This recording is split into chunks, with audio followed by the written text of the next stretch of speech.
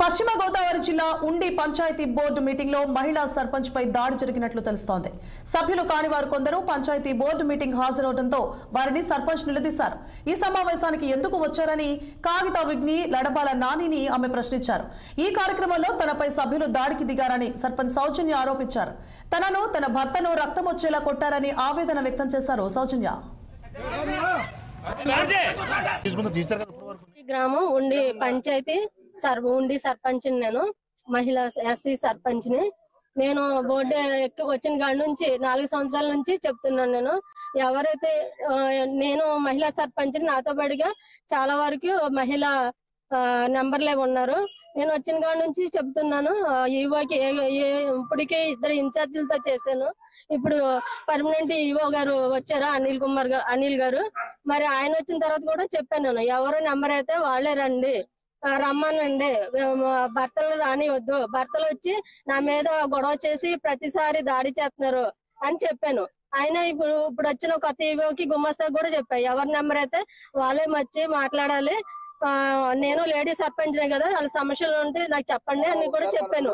నా మాట కూడా వాళ్ళు లెక్క చేయకుండా ఇది భర్తలు వార్డ్ నెంబర్లు లేడీ వార్డ్ నెంబర్లు వాళ్ళ భర్తలు వచ్చి నా మీద దాడి చేయటం.